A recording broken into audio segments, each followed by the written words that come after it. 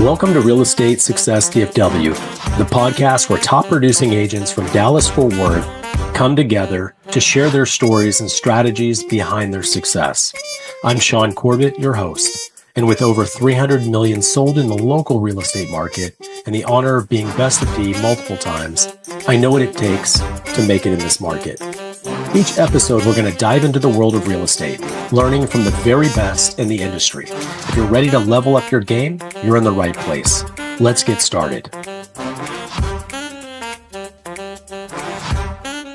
Thanks, everyone, jumping in. It's Shaune Corbett, and I've got a big day today. I've actually got probably my most famous person ever that I've had on the podcast, Tony King. He was the broker of record for all of Texas. Went from like 6,000 to like 9,500 or something, almost 10,000.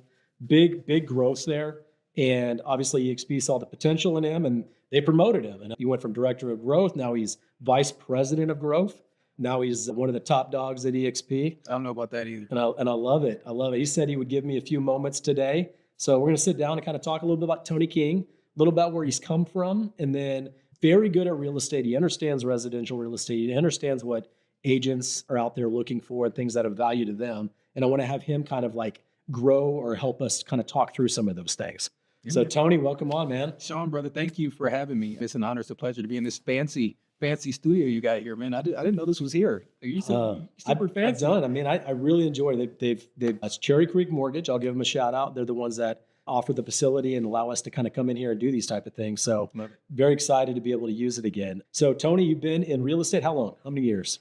Goodness. So my background goes at nearly 20 years, like 18, 19, something like that. Okay. So been doing it a long time, sort of started out as an investor. Before that I was in the Marine Corps and I had the unfortunate occurrence of getting hit by a roadside bomb over in Iraq, Fallujah. I would not recommend it. Right. It's funny how you look at life, right? Is that a good thing or a bad thing for you looking back now? I wouldn't recommend other people getting blown up. Right, that's what I'm saying. But all of a sudden, worked out well for me. What's God done for you, right? I mean, he's obviously created an opportunity for you. Exactly. So it's grounded you. That's it. And then from there, you got hit, and then you went into. So why did you get into real estate? Yeah. So while I was in recovery from that process, I read a little book called Rich Dad Poor Dad by Robert Kiyosaki. Yeah. I know you're familiar with it. And I was like, yeah, no, this is it. So that was sort of one of those catalyst points. And I said, hey, when I get back from my deployment, which I did, and I spent my deployment money on my first investment property, and I began to sort of just go from there, right? So I would purchase homes and flip them, or for sale by owners and all that kind of stuff. And that was sort of how I started, subject tos and lease options and wholesales and that stuff.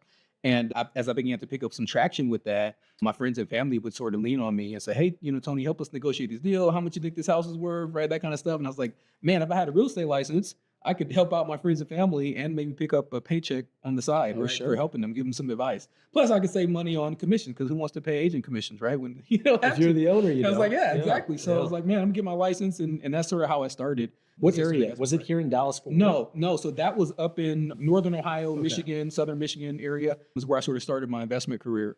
And then you grew up in that area, right? Detroit. Yeah. What? Oh, Detroit? Yeah. Okay. Exactly. Yeah. So, Toledo. It's all the same to me because I never go up there. So right. This whole area up there. So we got Ohio, you got Michigan. Exactly. Up in the north. I was born and raised Toledo, Ohio, which is basically right on the state line between Ohio and Michigan. I tell people Detroit because no one knows where Toledo, but Toledo is like 30 minutes south of Detroit. Gotcha. So, but anytime we want to go to somewhere fancy, we end up going up north to Detroit typically. So. Okay. So, and then you lived there, you did the military, and then you came back home and started doing all that there. And of course, you grew up there, so you knew friends, family, and opportunities there. Yep. How long were you doing the investment stuff before you decided you just go get that license? Yeah. So a year or two in? Or? Yeah. Only a few years in. A few years in. And then, I started really looking at the market as well and saying, hey, like they're starting to take off this real estate thing, but is there a better opportunity out there, right? Because at the time in Detroit, specifically in that area, properties are very, very low, I mean, $25,000 and that sort of thing. And I started looking. This is late 90s. This is early 2000, yeah, okay. in that timetable. Okay. So I said, man, you know what? I started to look at just demographic data and like where people are moving away from and where they're moving to. Is the market increasing or declining? At that time, the market was sort of declining. It was like, hey, why am I flipping houses in a declining market at lower price points when there's higher price points? I mean, it's the same process to flip $300,000 house that it is a $30,000 house. Sure. So why am I doing it here? So we started looking, and obviously Texas was on the top of every list, and Dallas was at the top of every Texas list, right? So, my wife and I moved down to Dallas, and this is sort of where we've been ever since. So, okay. Where did you move? Or two? Initially, I know you live now, but yeah. that wasn't the I'm same Frisco city now. 20 years ago. That's very true. That's very true. So we started in Fort Worth. Okay. So we moved down to Fort Worth, just west of Fort Worth in Saginaw, in this area. Well, not this area, but and then we moved to Frisco. Once we learned like, hey, what's what and where should we move and all that kind of stuff, we moved to Frisco, and that's where we've been. Like last 10 years? Yeah. About 10 years. About 10, yeah, something like that. Okay, so you've been in Frisco, and you were a real estate agent up there. You came here, got your license here in Texas. I didn't have to be an agent up there to do a lot of the things I wanted to do there. Like, it didn't require a license. Okay. I got my license. Trek here in Texas. Yep. Okay. I like how you talk about the turnover, because, if you're in a declining market, turnover is going to be a challenge. Right. But I've been blessed. I've been here in Dallas-Fort Worth since 85, 86. So it's mostly what I know. Yeah. I've lived in Flower Mound, Highland Village, Plano, and I lived actually on Preston before Frisco remotely existed. This is like 99, 2000, and it was 289, which is Preston, was a 2-lane road going up into Frisco, and they were just putting in subdivisions. There was like nothing else, Totally different. We all have this experience, right? Well, where I grew up, it's exploding, and unbelievable explosion in Frisco. It doesn't even look the same, right? It was raw land, and now you got skyscrapers, horses, and where FC Dallas is, right. Where Cowboys moved their entire operation there. They got the Star, PGA. Yeah, PGA's moving their operation there. I think Disney World's trying to put some of their Universal Studios. So anyway, it's a wild popping place. It was not like that when I was out there. For sure. All right, so you got your license here. So I know at some point you got to make a decision. Do you want to get in a transition where you're teaching other agents and grow into a brokerage, or do you want to just maximize the amount of houses you can sell? So at some point you made a change. Yeah. Because it's a difference. Sure. You can kind of stabilize, almost go from pure commission to now you make a piece of other people and help them grow.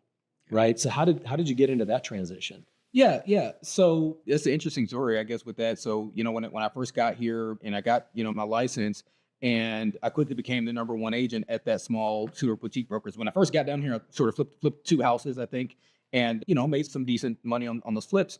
And then my wife actually reached out and said, hey, babe, you love marketing, you love advertising this stuff. Why not? And now you have a real estate license. So why don't you send out a marketing letter or something? I was like, why don't I do that? Right. So what's it gonna hurt? That means they want to talk to you. That's it. So I put a little postcard, little, marketing piece together, picked a little community to farm. And this is in Saginaw? This was in Frisco. We'd already moved to Frisco. You already moved to Frisco. Okay. Yeah. So I picked a little neighborhood in Frisco that I wanted to farm. Yeah. And I printed out 50 of these letters that I sent them out. And I got my first call on that. Actually, I got 3 calls from that, just 50 letters I sent out. I got 3 calls. And I took my first listing on that, and it was a $750,000 listing, and I got both sides of it, right? So 6%. You brought the buyer. Very cool. Yep, 6% on that. And I was like, yes, please. I'll do more of this. So, you mean to tell me? It's going to take me 3 flips and stress. That's it. It's like, you mean to tell me I don't have to put hundreds of thousands of dollars at risk, first of all? Yeah. I don't have to worry about hard money lenders breaking my kneecaps, right? Yeah. If I'm late for my interest payments, stuff like that. Contractors, I don't have to worry about this stuff. I just sell this guy's house or someone else's house, and I can make 6% on that. Are you kidding me? So I was all in at that point. And I was like, let's take some of this flip money or some of these profits from some other investments. Exactly. And let's go all in on some of this marketing. Quickly became the number one agent at that small boutique brokerage I was at. Yeah. It was kind of one of those flat fee models. No help, no nothing. But then I was like, yeah, man, if I'm going to do this, I'm going to go all in. So I needed to be with a big brand, or at least that's what I thought. It's like I didn't plug into a mothership. So I went over to REMAX, jumped on the big balloon for a little while. I was number one at that Frisco office that I was at.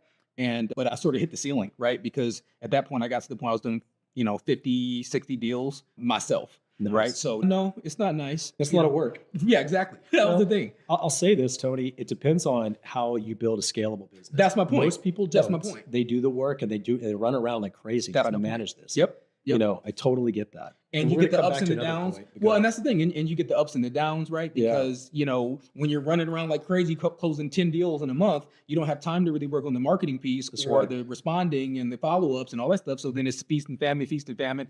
And they didn't really, again, loved the time I was at REMAX, but I didn't tap into any of those resources that they may or may not have available. I wouldn't know, right? Because I wasn't plugged into them. So very little in the way of help or mentorship or guidance on like, hey, how do you do a team, or like, what should I do? So I knew I was done at that point. I was like, I need to get some help. Am I going to start a brokerage? Am I going to start a team? Am I going to go to a different model, or like, what am I going to do? So I started doing some research because the money was good, but just the time. Let's hold for just a second. I love this because you got a lot of different nuggets in there that's really valuable. Yeah. That you go through the pain, right? You got to go through and experience that. And the high lows is very common for agents, right? I read a book, and one of the things it talked about was you can't build a business of customer service. You got to continue to market. Love it. Right? Because you're going to end up dying if you don't continue to keep your pipeline rolling and full. That's it. So when you're doing everything, and then by the time you get to the 10, oh my gosh, I got to go get 10 more real quick. And then your income's like this, like crazy. Exactly. The other really cool thing that you talked about, so you go from a small flat fee brokerage, and I know the allure of it, it sounds incredibly opportunistic where, well, I know enough about real estate, or maybe they've closed 4 or 5 deals. I don't really need support. I never called the broker anyway. Yep. And when you take away all the support and you're out on your own, they don't care if you're selling or not. There ain't nobody there calling you. There's no conversation. There's no accountability. It's just, hey, either I'm paying monthly or I pay per transaction. And, there isn't really any real other benefit doing that. The problem is 99% of people are not inherently like you, entrepreneur. I'm going to go invent something. I'm going to go create something. They kind of have to be told a little bit, right? This is the next step you need to do. That's the support thing that a lot of people are missing when they go to those flat fee agencies. And then the other side is you mentioned going to the balloon. So I can't tell you, it's probably been about 10 years. I had people absolutely convinced that the balloon was selling houses for them. And I come back now looking hindsight, I look back and I realize I had this conversation often. I said, none of those brands will ever sell houses for you. They're not giving you leads. And when the client finishes working that transaction with you, they're never going to call that broker again. Right. So they sold you this bill of goods that the broker's the one selling houses. They're not. You as the individual agent are the one selling houses. When you leave and go somewhere else, they're calling you wherever you went if you have a good relationship with them. That's it. So very it's important. Your business. It is your business. That's what made sense about EXP for me, is that the general public, I'm going to share some things you may not have kind of thought about this way. The general public doesn't know who EXP is. My friends, family, none of them. Why should they? And that's kind of the plan. Yes. Right. So the intention is to make Tony King amazing. That's it. Your brand amazing. Like that's the whole purpose. And that's why I like it. And I don't pay for any advertisement I don't need. I don't pay for the brand. I don't pay for buildings. I don't pay for computers. I don't pay franchise. I don't pay anything I don't need. It's $85 a month. Yep. And I get everything I need. Yep. So I love that kind of basic model at that point. Yep. And if you icon, you just get all your money back. Right, exactly. So you don't pay anything. Yeah. You're having a lot of success there, and you were at REMAX, and then you were looking at the struggles and the stress and you were having to make a decision. What's the next move? Where would I want to go? Exactly. That's where you're left. So I started looking at, different models that were out there. And at that time, the Redfin model sort of made sense for where I was at. And, what about it made sense? I'm curious because I look at it now, and I'm sure you look at it now differently. Sure. But at the time it made sense. What made sense for you? There was a component of the help that I needed, support, exactly, without having to pay for some of the expenses. Like I didn't have to hire a transaction coordinator because they had one that they would, give me and sorts of things like that. So showing agents, I didn't have to go out and find my own showing agents. They took almost all of the risk out. Which is that's an attractive thing. It was, exactly. They made you an employee. Then marketing leads and things like that as well. So you go from a 1099 to an employee, right? Exactly. That's a big change too. So you take away the risk. It sounds really good. Some of it, right? Healthcare, stuff like that, right? It does. It sounds really good. Yeah. You know the craziest thing about this, not to take you too long, is you look at a system like that, and 99% of agents are entrepreneurs, or they should be. How in the world are they going to go from being an employee at a company to a 1099 back to being an employee again, which, by the way, when COVID hit, laid off half their company. There was a lot of layoffs. Okay, I'll let you keep going. Yeah.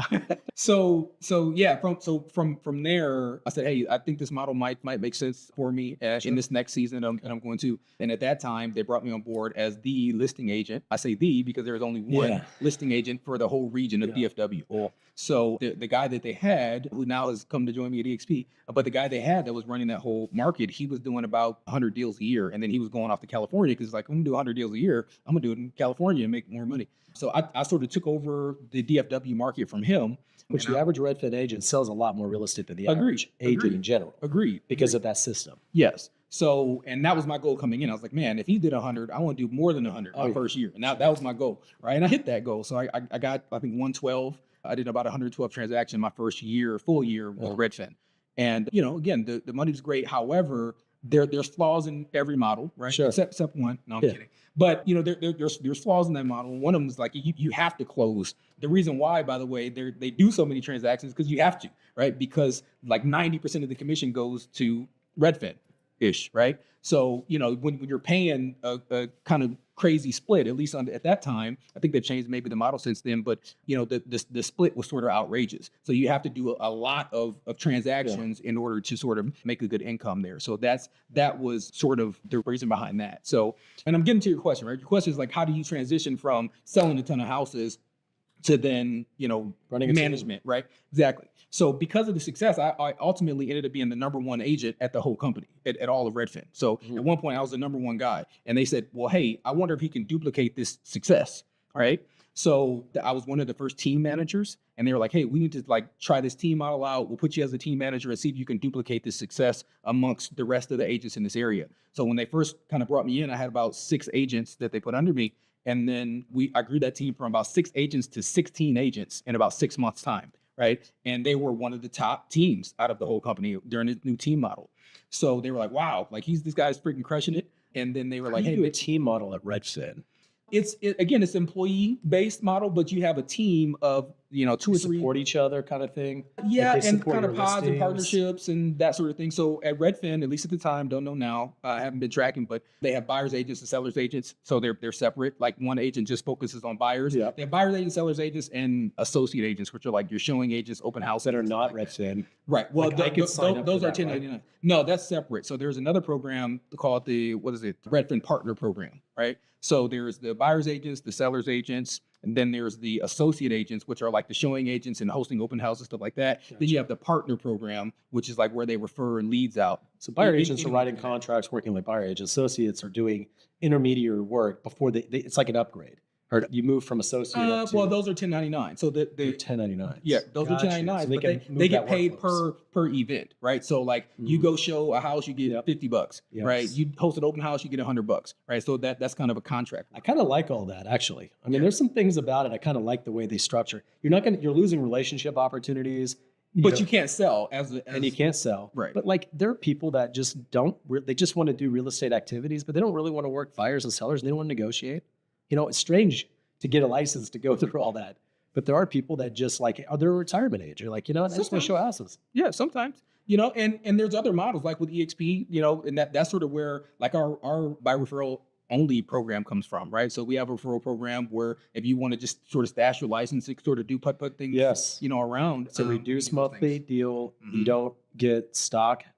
And the most important thing is that you don't have to pay MLS fees. You don't have to pay MLS fees. right? Okay. So you don't have a lot of the expenses that you're paying to just kind of keep up. And It's keep a relevant. park your license option, right? or you and can then do you some give referrals. supplemental things. Right, and you give your referrals out to an XP agent. You still get to make some revenue based off of your network. And you talk about retirement. If you spent 20, 30 years building this database, the last thing you want to do is if you went in and you were an associate agent, you'd have to give those away to someone else, and you don't get anything, right? So that's sort of one of the flaws there. That as you look sort of long term, it may not make so much sense for you. But yeah, so ran the team. And at that point, they were like, man, this team is crushing it. And the opportunity came up for me to become the broker. So they're like, hey, we need to just let you run the whole brokerage for Texas. Exactly. So at the time I was there, we went from about 200 agents to about 700 agents in about 5 or 6 different markets: Dallas, Houston, Austin, San Antonio, and then a handful of El Paso. And I was the broker for the state. And at that point, I was kind of rocking along, and then somebody, slid in my DMs on LinkedIn and told me about this opportunity at EXP. So, and then when I saw it, it's one of those things that, as you see it and you can't unsee it. Yeah. So somebody hit me on the DM, and the designated broker for EXP was actually stepping down. And they were like, hey, we need someone that is familiar with, multiple markets, running, several hundred agents, familiar with multiple different models and different things. And like, there's a very short list of individuals that check, offices over 500, multiple regions, all these things. So like, hey, we think you'd be a great fit. And can you tell who sent you that message? A recruiter. It was one of the corporate recruiters. Corporate recruiters. Yes. So on the inside of EXP, not an agent. Correct. Not an agent. Yeah. And I'll come. It's funny you say that, because I think about, anyone could have invited you. Yep. Anyone. It's funny. And Gene Frederick tells the same story. If you haven't had him on the podcast, right? I've already mentioned I was the number one agent at my small boutique brokerage. Yeah. I was the number one agent at REMAX, or at my REMAX office, number one agent in all of Redfin, became the broker. And during the whole time period, no one had reached out and told me, not one agent had told me about EXP. Not one. Yeah. And even while I'm in the process of reviewing models, like, do I want to do KW? Do I want to do this? What do I want to do? Start a team at REMAX? No one had reached out. I didn't know EXP was a thing, because it makes sense. Had I known then, my gosh, it'd be insane. But what's hard, Tony, is the most successful agents are the ones you don't want to reach out to. Right. That's how it is. Yep.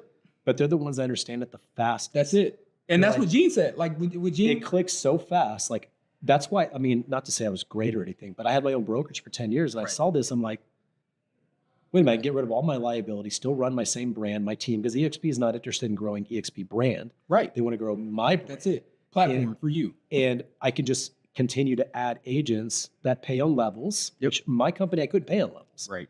It's you ironic. but good luck figuring it out. It's well, there isn't a way to do it, because there's not enough money to split. And you have to build a system that supports itself. That's it. I couldn't just duplicate that. There's all kinds of companies out there. You can try. Duplicate.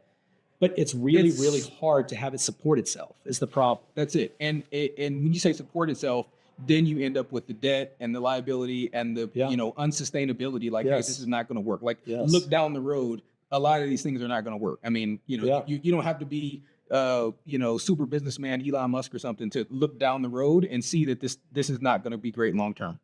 It's incredible that we're completely cash healthy. We have no debts. Yep. And 50% of the cap that we pay to EXP goes to our upline. Run the whole company. It's unbelievable to think that, right? Like, when people don't want to pay their money to I have the opposite. I don't know what it is about, like, EXP's created this thing. I want to give everything, and I want to run every transaction through EXP, everything. Yep. Even though I get sometimes side deals that I don't necessarily need to or have to, I still pay my brokerage. That's it. Because I want it all to apply. I get stock, I get cap, I get my icon status, I get all my cap back. Yep.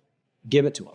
And by the way, you are a shareholder of EXP, so that's right. Run these deals through EXP. That's right. It increases our worth as a company, that's which right. increases your. And we're talking passive now income for the company that you own. We're talking, increasing your assets. Yeah, there's always that perception that we're like this network marketing type business, but the reality is we make 100% of our money on commission. It has to be a real product and a real opportunity. None of us are getting paid just because we sign up. We have to sell houses. And not just sell houses. I mean, we sell more houses than anybody. I know that you've probably seen that or shared it, but we're number one on Real Trends for every category that matters. Yeah, this year was the first year. I think we hit all of them. Yep. Well, all the ones that matter, right? Not to call any local places, but if you ever talk to someone at a KW, they're married to their building and their facility, and they think that their top agent is the number one in the world. They have this perception. Or they think their office is the number one office. They know how to continue to promote. And so I was talking to one the other day, and I said, so who's your top agent? And they gave me the name. I said, I know them. And I said, they know me too. And I said, what do you think they did last year in sales? And they said, oh yeah, something like 25, 30 million. I said, I'm just a little guy working at a grapevine. I did 38 million. Right. I said, right. They tell you things that are not true. And I'm telling you, you need to see the real. Look at the numbers. Numbers don't lie. The numbers don't lie. And we have more agents, and I know every year it's going to get more and more like these. They do these events where they celebrate agents, and they all get up there and they get awards and stuff like that. It's going to eventually get taken over. Half of it's going to be EXP. Yeah, just because the top agents are going there. And beyond that, I mean, and you sort of missed the segment at our last regional rally, but we're number one at the national level. We're number one across the board, and I think our marketing team is doing a good job of sort of promoting that. Right here in Texas, though, right, we're the number one brokerage across every metric that matters. Additionally, right here in the DFW area, and I would encourage anyone, like, hey, my conversation is easy, especially here in the DFW market, in Houston, and a few other spaces. It's like, hey, ask your broker to pull the market share report. Yeah. And if he if he's honest with you, he will. If he's not honest, he probably won't, or she. But we're number one across every single category: buy side, sell side, market share, listing, whatever you want to call it, volume, transaction count, agent count. I mean, number one in every single category that truly matters, right? So it's an easy conversation. Yeah. So now you're a broker at EXP. That's where we're at. So they brought me over when I got here as soon as somebody told me, I was like, here. And again, that's funny because what was that transition? Did you put in your notice and just went? I mean, what kind of you talking a month? That's a big change. Yeah, something like that. I mean, like I said, I'm a decision maker, and like non-competes and all kinds of other things kind of play in this. I'm sure you go from broker of one operation, a big company, to a broker of another operation of a big company.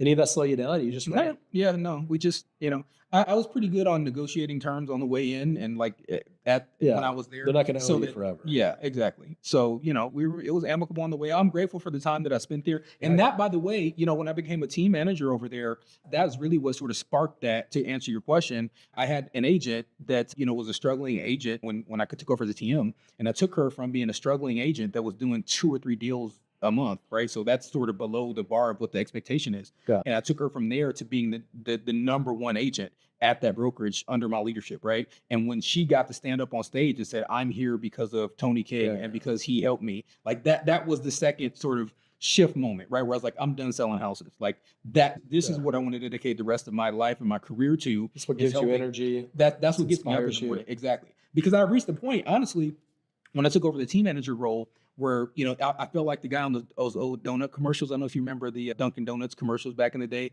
where he's like, "Time to make the donuts," and it's like that. That's what it felt like, because it's like, all right, someone would call me for a listing, and I'd be like, oh, another listing, right? And it's like because what you do 100, 200 listings in a year, and it's like, oh, another one.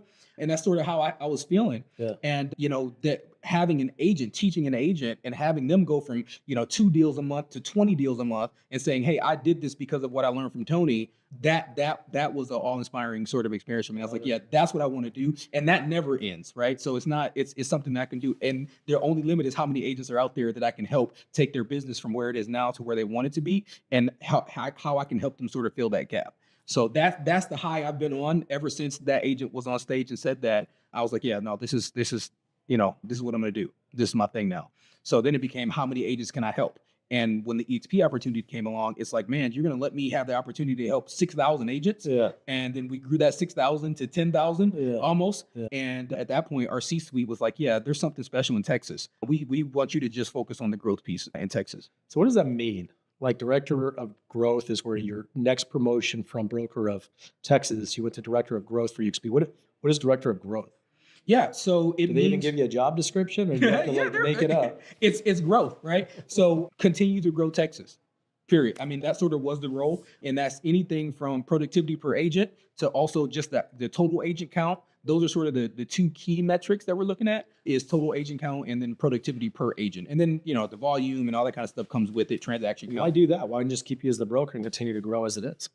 I believe that a lot of the duties and success things you need to cut. Well, I would say that, for whatever reason, I'm not taking this, but, they looked at it as, hey, there must be something. And my name got passed around as one of the reasons why the growth had been so explosive in Texas. Okay. So they said, hey, if we remove these other things, if we remove the lawsuits and the TREC complaints and the, angry clients and the managerial duties and having to manage, personnel issues and hirings and firings and all this kind of stuff, and said, hey, you just do the growth piece, would you excel there? And I was like, heck yeah. Like, you mean if I didn't have to do all this other stuff and I could because growth is already a part of that job, right? So being that growth person is already a part of being a broker, of course. So when they removed all of the sort of ancillary tasks and said, hey, just do the growth piece, I was like, heck yeah. Like, let's kind of feel like different people, don't they?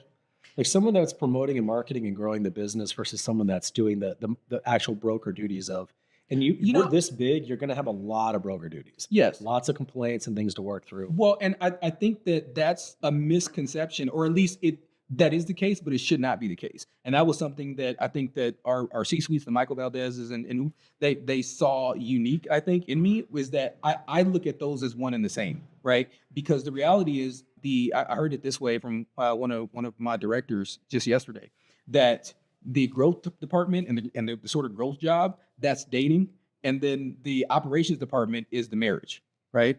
So you can't have one without the other. These things are inextricably linked. You have to have the dating phase where we're like whining and dining and telling you how awesome the EXP is and showing you and dating you, courting you. And then when you get here though, now we're married, right? So now as the broker, I'm the first delivery of that promise if I'm the broker. I'm the first, all that stuff that they promised you, that's me. Hello, here I am, right? So that's how I looked at it as the broker, is I am the delivery of the promise that the growth team or that your sponsor or that whomever introduced you to the model, whatever you thought you were getting, it's me as the broker. And that's how I ran the broker team. And that's why they saw the success. I mean, even across EXP, while I was the broker, we won broker team of the year twice in one 12-month period. No, broker team of the month twice in one 12-month period. And then went on to win broker team of the year as well. So, that had never happened in all of EXP. So again, it's the mindset that I had, that our broker team had, to really have that growth mindset already. We had a growth mindset, and that really was the key to success.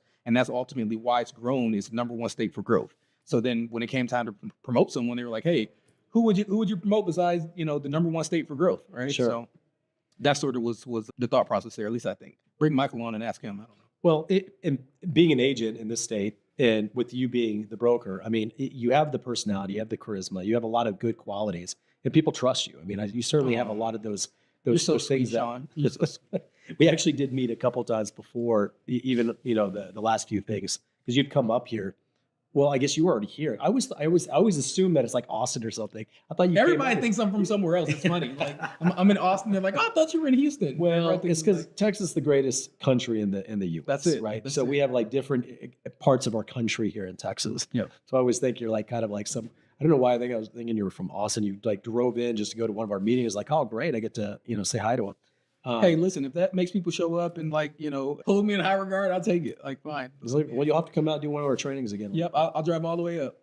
All right. So now beyond that, I mean, that's director of growth. So you've actually, in 6 months, you've Something gotten like that. promoted again. Yeah. To owner?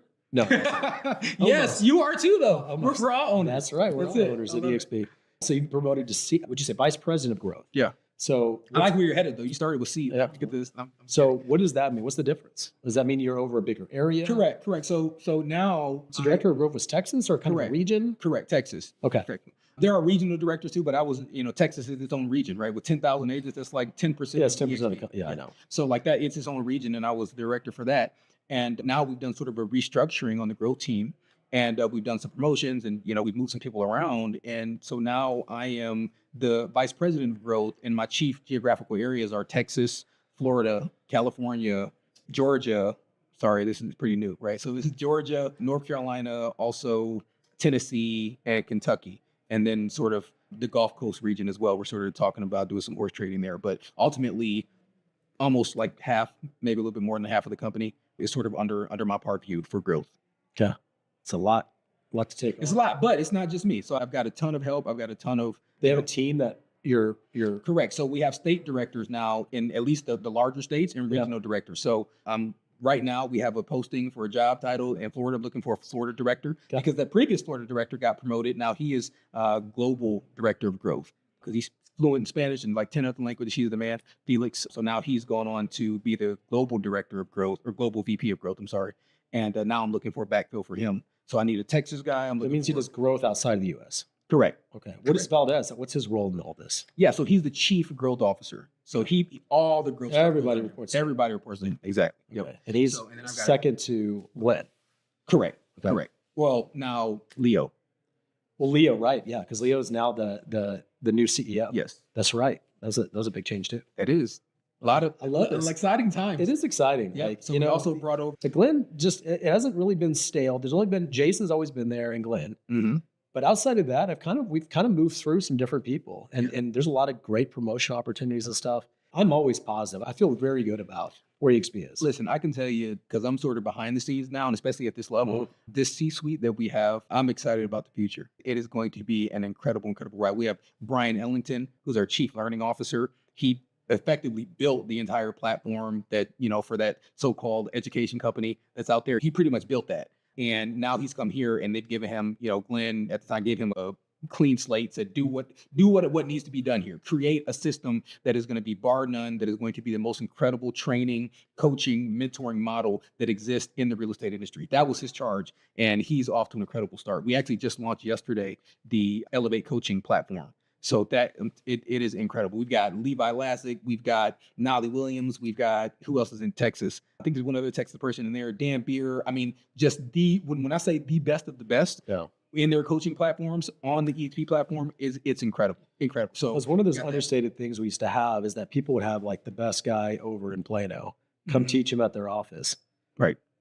We get the best guy in the U.S. In the United States. We have access to the absolute best of the best. That's it. Like, who's the best guy on YouTube? Yeah, Levi Lassick, there's no doubt about it. Yeah. And we got his coaching program through EXP University. And it's incredible. So we got Brian Ellington. We just brought over Wendy Forsyth, who we got from Compass. We ranked with her. She's been at Fathom. She's been at Compass. She ran marketing for them. And now she's going to run our marketing program. She's our chief marketing officer. Incredible. Obviously, Leo, smartest guy in any room I've been in, right? Michael Valdez, now focused on growth. We're talking about the guy that took us from one country to 24 countries? Yeah.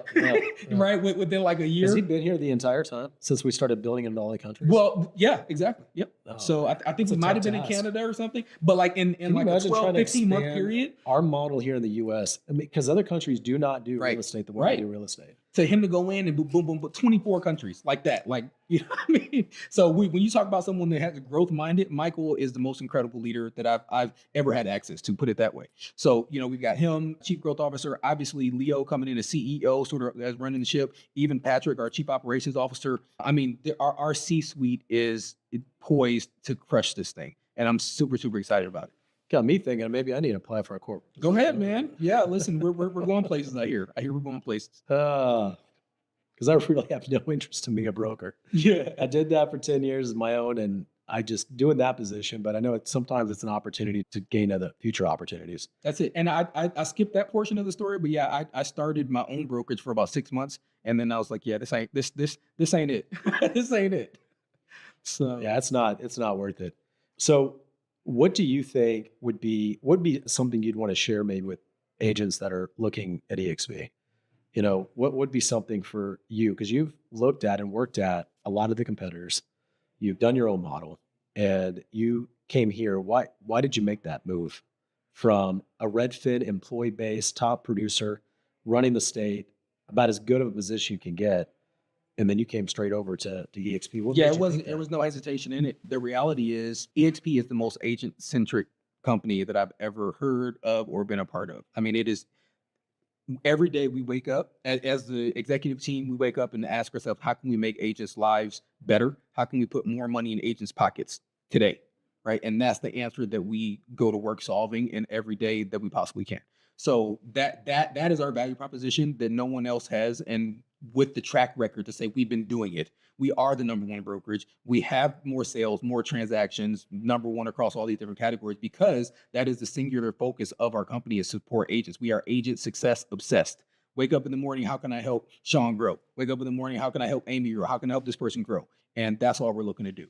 And we have so many different platforms to allow you to be able to do that. You don't want to sell real estate full time anymore. Maybe you want to focus on your revenue share business. You don't want to do revenue share. You want stock. You don't want to do stock. We do, mentor program. You don't want to do mentor program. I mean, we have so many different ways to be able to help you get to whatever that goal is for you. Sure. And we're so passionate about it. I think, because I've been here for 6 years. I remember going to some of the early conferences. And Glenn, we used to meet in rooms where we could talk with Glenn, ask him questions. I remember a couple of Glenn stories. So one was he was talking, he didn't see KW or Coldwell Banker or any of these brokerages that are franchise box models as direct competition. He always looks at the platforms, right? Because he built it as a platform and a system, not about, what can we do to be the biggest, baddest. If you build the system right, then they will come. And when they come, it will support itself and it'll grow very, very big. And that's always kind of been his thing. But I remember him talking about Gary Keller and said, we all owe a thanks to him because of the things, a lot of things he put in place is what I put in place here, between the 7 levels and things like that. For the one that is the founder and CEO at the time to say that about probably the other guy thinks he's the biggest competition, but Glenn doesn't see Keller directly as competition. I don't see any. He sees Zillow, he sees Redfin because it's a platform. He sees a lot of them as kind of the competition. This is him talking 5-6 years ago. And he didn't see the other places as really the competition. Right. Well, because he's looking at models. Yes. So, hey, this is a competing model, but I don't, not to disagree with the almighty Glenn, but I don't see any of those people as competition. Like on the fighting level, like you looking at this 6 years later, we're whipping them. We're not, but that's the way he kind of, I think, thought about it for a long period of time. Right. And I think that in him looking at it like that, it's proven itself. It is, because he's thinking, hey, how can I make this a better model? How can I make this a better model? Yeah. And that's what we went to work doing. Like with, some of the most recent changes that we've had. It's like always, how can we make the model better? How can we make it better for agents, not for the company? How do we make it better for agents? And then in so doing, that brings the people that ultimately grows the brokerage, and we continue to be dominant in every category. One of the things you were talking about earlier, you didn't want to take another listing. Now you're probably at a place where it's the volume listing place. So I can see where that would be a challenge. I think you can do things in a scalable model, which is really, really important, because like for most agents, if they can close, 20, 30 a year, they can have a good living. They're fine. I know I have to close more than 100 a year just to even stay in business. Yeah. Because I built a scalable model. Yeah. So I can take on as many listings as I can possibly take. Yep. And people can build a model that's scalable, that can grow like that. And you can really maximize your opportunities. So there is ways to kind of overcome a lot of those things. Absolutely. It's just something that kind of rang to me when you were saying that earlier. Yeah. Absolutely. And, these are things that you've learned and that, I know now, right? At the time. And I think that's where it's important to have a coach, a mentor. You have someone that has sort of walked that path to be able to look back now and say, hey, man, this is your choke point. Hey, this is the area where your stress is coming from. And this is more importantly, is how to remove that. So like, that's my focus now. At this point, all I do all day long is I talk to teams, I talk to brokerages, and I help them solve their problem. Right. Typically, in almost all cases now, it's someone outside of EXP. Like it's a mega team, or it's a large brokerage, a broker owner that's driving themselves crazy. And they're like, hey, I got to figure something out. And I take a look at their business and I say, listen, this is your choke point. This is what's stopping you. And then this is how you can remove it. And by the way, this is free advice, right? So whether you go to EXP or not, we've already solved this problem and this is how we solved it. Yeah. You can come here and stand on this platform, keep doing what you do, or take this advice for free, go do it on your own. And we wish you the best.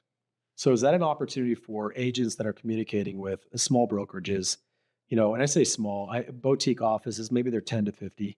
I tell you, one of the number one reasons I didn't want to be a broker anymore is I was told you got to have 50 agents to stop selling houses. Yeah, and that's the thing. I was involved in 80% of my inventory, or or my profitability and opportunity, because I only had 10, and I had to get 50 in order to be able to take myself out of production. But then guess what? Now it's a different job. Now you got to have toilet paper and coffee filters and everything for 50 people running in and out of your office every day, right? And not in that order. Coffee comes first, and then the toilet paper. So, but you it's a lot of work for sure that you got to keep up with. Now you got to keep this office. Got to have an office big enough to run 50 people out of it. All this kind of stuff. And it's just like it becomes overwhelming. It becomes this beautiful thing that you've built has now wrapped around your neck. And that's a lot of the conversations I have with teams and brokers, or teamers, as I call them, and some of the stresses and frustrations that they have that they're looking to offload. And we've got the answer for that. Like, we built a 90,000 agent brokerage and have zero, overhead on as far as it relates to buildings and spaces and brick and mortar and stuff like that. We haven't bought a coffee filter yet. So I always like to emphasize, I pay zero for marketing and for buildings. I pay zero. I don't pay anything for it. Yeah. So I love that. What I was referring to is, like, if I had a small broker or something, I could give you a call, and then we could do some type of conversation on how to make that, conversation where you would talk with them or things like that. Is that where kind of one of your roles or falls within your wheelhouse? That pretty much is the job. That pretty much is the job, is transition. You have small brokerages. That's it. That's it. So, we have agents, and obviously our model is sort of baked into this sort of, or shadowed behind that kind of network marketing sort of theology of you have all the relationships that you need to be successful and to help EXP grow. Yep. So, teams, brokers, broker owners. So you say, hey, listen, take a look at this opportunity. And then, by the way, I know the vice president of the company personally. I can call him right now and we can hop on a chat. He can answer any questions you have or talk about how to make this make sense for you. Sure. So I become that third party partner for you, when that target is large enough. You ever done any network marketing? I have actually. I have. Back in the day. I think I ask as often, and surprisingly, most people have probably at some point. I think everyone's done, one or two. So, and it's funny, but vacuums where you don't. No, I was selling Cutco knives. No, I was part of. Was it prepaid legal or Legal Shield? I did prepaid legal. No kidding. I did back in '90s. Yep. Yeah, that's when my parents got into it, and so I was like, yeah, I like this. It's a few bucks a month. I get legal insurance that'll cover.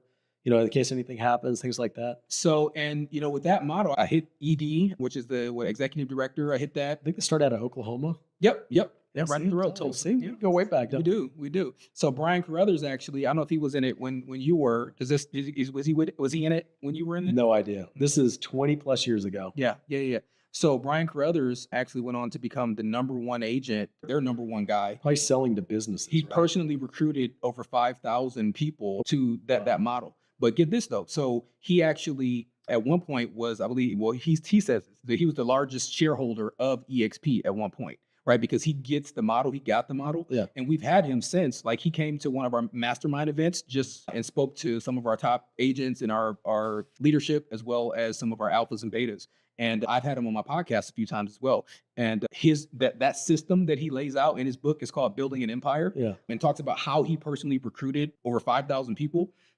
That is the exact steps that you want to go through as an EXP agent. So anyone out there, I always encourage people to get that book because people stop me and say, hey, Tony, how do I grow a big ratio business? I say, hey, read this book. And then also put me on the phone with a broker or team or someone that and let me be that third party resource for you. So I love it. I'm going to take that tip. I'm going to go get that book. Or you can watch the podcast. Like I said, I've had him on my podcast twice. So he is the man. He's the man for sure. Very cool. Anything else you would like to share before we wrap it up today? No, man, just that I'm here, right? So, I appreciate you having me on. I'm accessible, obviously, to you, but anyone watching this or watching your show, they're all my family now. So hit me up anytime. I'm happy to help businesses grow any way that I possibly can. So whether you're with EXP or not, freely is given to me, freely I give to you. So that's how it goes. I like that mentality. I do a lot of coaching and training, and I've never charged for anything at this point. Right. I know at some point I'll have to build some type of model where I can be compensated for the amount of good information I share. But at this point, I've always given everything away. And I don't care where they work. They can work for EXP, they did not work for EXP. Whatever. Yeah. The goal is to give goodwill to everyone. At some point, it will come back, in that role. So I do it for the stories. Like I said, and it doesn't have to be on stage, right? But that was the first one that kind of caught me was when she was on stage and saying this. But ultimately, like, just hit me a text like, hey, man, I tried that thing you told me and it freaking blew up. It was awesome. Like that's why I do this. Yeah. I love that. So, yeah. And getting that kind of response. Absolutely. I love it. Well, thank you, Tony. I appreciate you getting on. I appreciate all of you guys watching. Very good conversation with Tony. You need access to Tony, give me a call. I charge $10 a call. But if you have anything in regards to director of growth, or I guess not director anymore, vice president, I want to demote you. It's all good. Absolutely reach out and we'll have a conversation. If there's anything we can do to help coach or train, feel free to reach out. I appreciate you. And subscribe to my YouTube channel. Is there any specific way you like people to reach out to you or just email? LinkedIn's probably the best. The Tony D. King. Had to put the because somebody was pretending to be me, which is a weird thing, That's a good thing. It means that you're so famous. I don't know. You have an alias. I don't have an alias. The Tony D. King on everything, right? I'm on LinkedIn and TikTok and Twitter. And for some reason, my daughter's an EXP agent as well. Very cool. And she has me on Discord, whatever the heck that is. But it's the Tony D. King at all those places. So hit me up. I'll look for you. I love it. Our person recording thinks that's hilarious. She got Discord. She knows that Discord. Okay, good. So she knows that. She's all right, I appreciate it. You guys know where I'm at. Please subscribe to my YouTube channel, Shaune Corbett. Thanks. Till next time. That wraps up another episode of Real Estate Success DFW. I hope you're leaving with new insights that push your real estate career forward. If you enjoyed the show, please be sure to subscribe, leave a review, or share it with fellow agents who's ready to succeed. And if you're interested in working together or have any questions, I'd love to hear from you. Reach out to me directly. My personal phone is 214-228-0383. Let's connect and make real estate success happen together. Until next time, keep pushing forward. I'm Shaune Corbett, and this is the Real Estate Success DFW. Have a high performance week.